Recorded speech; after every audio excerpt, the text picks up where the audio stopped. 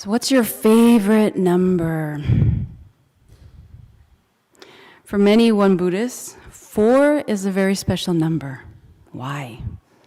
We've got the Fourfold Grace, the 4 Essentials, the 4 Great Principles, the 4 Articles to develop. But it's also the month of April, the great enlightenment day of founding Master Sotaesan, the founder of Won Buddhism, and it's also the birthday of Won Buddhism. Won Buddhism was not founded as a religious order. Won Buddhism originated from the zeal of an enlightened human being who wanted to share what he had gained certainty about. He looked out into the world and he said, I can't leave the world as it is. So his vow was to guide all sentient beings from the bitter seas of suffering to a vast and immeasurable paradise here on earth. And to do so, he created teachings to pass on this light of wisdom. So Sotaesan did not begin with the conviction that he needed to establish a religion called Won Buddhism. That naturally happened as temples started to form, institutions grew. A year before his passing, he stayed up late into the night and he started editing the manuscript, which we now know as our principal book of Won Buddhism. And he would edit, so he'd erase and he'd contemplate. He said, how can I make these teachings practical, logical, simple, applicable? So he spent many nights doing that because he knew that once people are born into this world, every person without exception dislikes suffering and likes happiness. However, many lack a clear method to live a happy life, especially during this contemporary time. So he provided a teaching that would serve as a map for living a better life. And he wasn't a scholar, but if you read our principal book, you'll notice that it's organized almost like a dissertation. There's an introduction that explains why we have faith and we practice. Then it elucidates the truth or the main principle, and then shows the method of practice. And finally, even a way to assess, where am I on my spiritual path? So Master Sotaesan said, now what we need to learn and what we need to teach is the way and the virtue of the Buddha. You must first study the main principle of the Buddha Dharma and practice eagerly to awaken to its truth. And then he adds, the Buddha Dharma of the future will not be the Buddha Dharma of the past. It has to be practiced by everyone, whether one has left the household or not. And there will be no distinction between our work and our practice. So he's making a very essential point here. Not only is he saying, awaken to the truth, but apply it. Apply the truth in your life. And he wanted all of us to become the living Buddhas. So what does a enlightened living Buddha look like? Apparently nothing special. And you see this in the first chapter of the Diamond Sutra. Thus have I heard, at one time, the Buddha was staying in Jeddah Grove in the city of Shravasti. Early in the morning, when the mealtime came, the Buddha put on his robe and holding his bowl, entered the great city of Shravasti where he begged for food. Having finished begging from door to door, he came back to his own seat in the garden and took his meal. And with this was done, he put away his robe and bowl, washed his feet, spread his seat, sat down, mindfully fixing his attention in front of him. So you can imagine how confused the translators were, probably, when they tried to translate this Buddhist sutra into Western language. They probably thought to themselves, what's with all this unnecessary repetition? Who cares if he put down his his bowl and put on his robe? What is the point of it all? but they miss the point. What Buddha's disciple Ananda is saying is that Buddha pays attention to small things as much as to big things. When he takes his bowl, he is respectful to the bowl. When he puts on his robe, he does so mindfully. Absolutely alert, not mechanical. So think this morning when you put on your clothes. For me, it was very mechanical. So every single action he does throughout the day is done with this non-conceptual awareness. And these minor details are worth relating because they bring the quality of Buddhahood. And to watch a Buddha is a blessing. Each moment is this radiant moment of awareness. Which reminds me of a story. So as a child, I soaked in a lot of images. I'm an image person, right? So images, places, people. This was especially the case when I visited Korea. So my family had the fortunate opportunity to visit Korea during the summer months. And it was the only time my parents could participate in a retreat. So for my sister and I, it was torture. We did not like it at all. Because we would spend these summer months in humidity, in the countryside, huge mosquitoes, no air conditioning. And we'd share this, our whole family would stay in this one room with just this one swiveling fan. And I'd be like, why? Why, Appa? Why, Dad? Why are you doing this to us? Because all my other friends during the summer months, they'd be going to Disney World, And here we were in rural Korea, waking up at this ridiculous time of day, eating from these tin trays. And so I would ask him this, and my dad wouldn't say anything. He has this stare, right? It's just like, be quiet, right? So he doesn't have to say anything. So I closed my mouth, but my eyes and my ears were open. The only times I opened my mouth was when they fed me the watermelon and the choco pie, right? So the question always lingered, why? And for my dad, it was to spend time with his teacher to learn and to re-energize himself before heading back to Toronto, to a very stressful workplace. He needed this retreat as a recharge for his battery because he could feel it was being depleted. So I carefully watched his teacher, who everyone knew was this living Buddha. And what was it about him? That was the question. What was it about him that made people hop on a plane to visit him, to want to learn from him? When I looked at him, he just looked like a grandfather. Nothing special. But there was something about him that I found fascinating. Wherever he went, this whole group would always follow, and happiness followed. There was always laughter, always people smiling.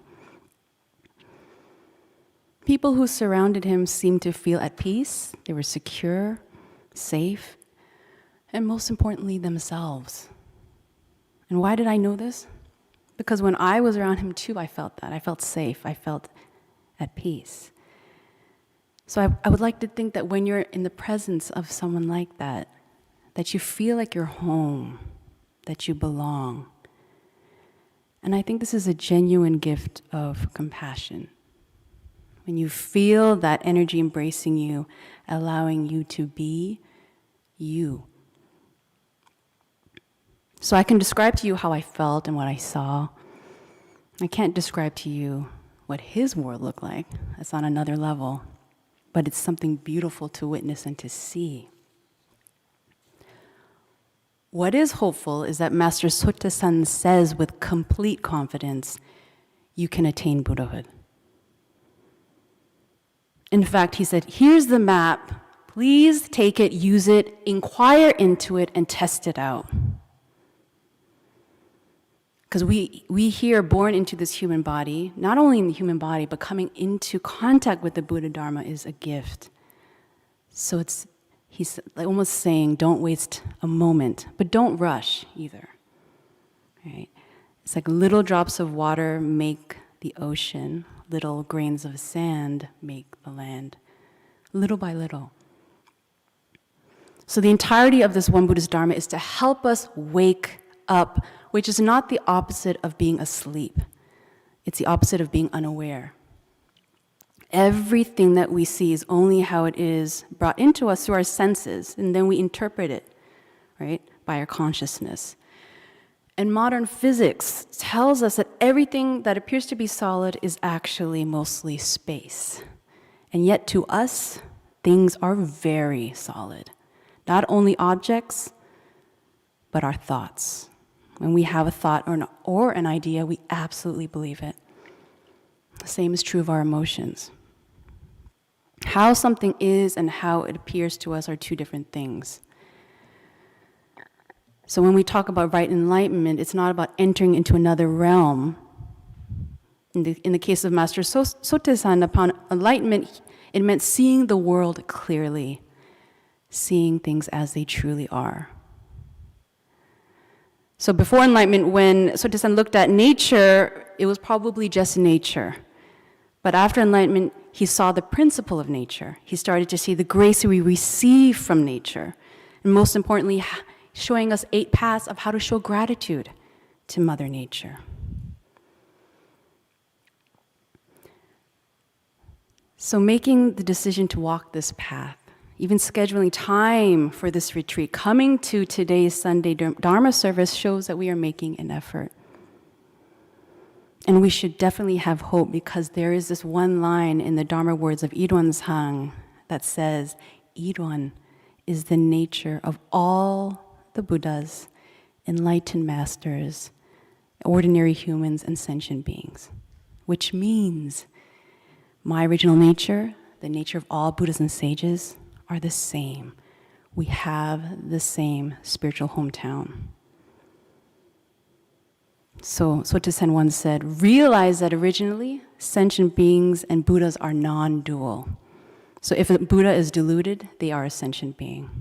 If a sentient being awakens, they are a Buddha. So the essence of the One Buddhist path is this mind training. And I know when you hear the word training, it's like, but training means repetition. Because the mind is the only thing we have. Without it, we can't experience anything, either internally or externally. And the essential problem in our lives is our own mind. So now I understand why my father saved up money to attend retreats in the rural areas of Korea. He realized that his problems stemmed from his own responses to life. He learned that if he changed, everything would change. He knew that he would still encounter situations out of his control, but how he responded to those situations was now in his hands. And he needed this badly, because his decisions impacted not only himself, but also the future of his children. Blaming his upbringing or parents for the problems in his life were no longer working. And I thank him for training his mind, because it changed my life. So how much attention are we giving our minds? Sotaesan once said, most people don't even consider the mind's chaos to be real chaos. So I'm looking at all your beautiful faces right now, and I'm wondering, if I placed a megaphone on your head, what would I hear?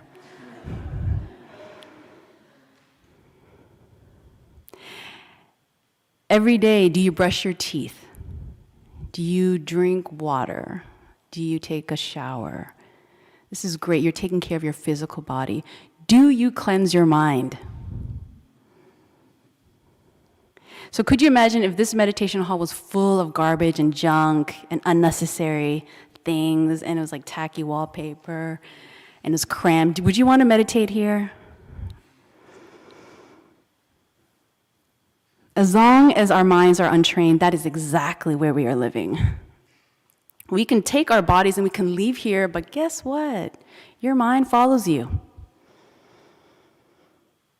So the first thing we need to do is wash the mind, clean it. Not once or just twice, but if possible, in our waking moments. So you come here, you sit, you listen to the Dharma talk, you're already receiving the many gifts of the practice, and you're taking the steps to look inwards. However, coming together once a week, attending these retreats is not enough. The one Buddhist path is a path of transformation. It's a mind revolution. And this mind revolution is possible because we integrate our practice in everyday life situations. And the whole idea of this retreat is to prepare you for the real retreat afterwards, when you go home, when you go to work, when you go to the grocery store, when you go to school. That's the real training ground. Here, the conditions are great, right? Just wait till you go back home. So we need a daily retreat. And fortunately, we have a very detailed daily training method that all practitioners can do. And you never leave practice for even a moment. And you will learn more about this as you continue to gather with your Dharma friends and teachers. Read the One Buddha scriptures. It's all in there. You will gain the tools to create mind muscles, to give the mind strength and power. And with this practice, and during this retreat, you experienced the formal practice of seated meditation. You experienced giving the mind real rest by stopping the thinking, and you started the experiencing. And we had a moment like that yesterday. Before evening meditation, we were asked to take a moment to observe the sky. And Buddhist teachers will tell us that the nature of the mind is like that vast sky. That the nature of our mind is very clear, it's luminous, it stretches in all directions. And you probably notice the clouds if you're observing. And those clouds are like our thoughts and our feelings. But many times we identify with those transitory clouds and not realizing that there's that sky that's always there, that's very vast and clear. So over time with this practice, we develop a mind which is totally present and spacious. It's a presence that's not tight or narrow, right? Of course, there are times when we need that type of one-pointed attention. If you are like flying an airplane or you're doing surgery, you need that type of concentration. However, it's important to know how to develop the spacious mind, a mind which is open, completely aware and attentive. And if we keep the mind too tight, it gets stressed. It starts to rebel. And you may have seen this before, people trying hard to be perfect, right? They don't want to lose anything, and they want to keep their minds a certain way. But what ends up happening is that it leads to a certain nervousness. Instead, what we should try to do is keep the mind spacious, but it's not half asleep, it's not loose. It's very poised, so that whatever is going on, we know. We don't get lost in memories, don't get lost in judgments. We are simply with what is happening in the moment. So Sutta-san says, keep your practice natural. And he uses a very good example of a babysitter who lets the infant come and go, play to its heart's content, and makes its body and mind livelier, restraining the infant only when it wanders towards something dangerous. Because if you imagine, if the babysitter, holds the baby tightly and is holding the baby all day like that, the baby suffers.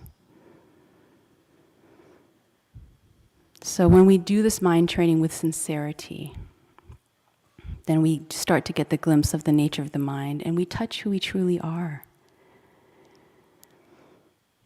And we start to realize, just like how we saw in the sky, that we're all very much interconnected. There's not this sky, that sky, it's just all sky.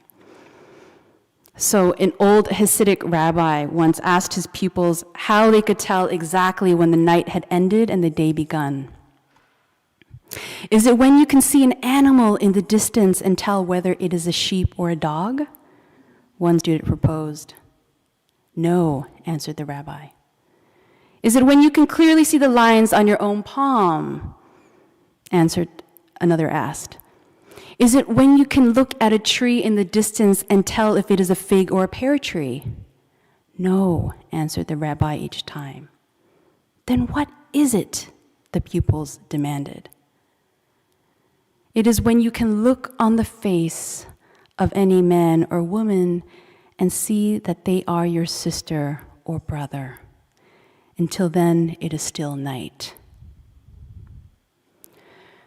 So may April be the month of the sun rising in the sky, lighting up the world. A month for profound transformation. Let us cultivate a kindness, just realizing that every being in front of us also experiences suffering in its many manifestations, and like ourselves need a little kindness. And most of all, remember that one Buddhism started with the spiritual vow of one person, and that one person's spiritual experience would transform not just his own life, but also the lives of many others. And he provided us with the necessary tools to freedom. They are all yours. Now we can use them. Thank you.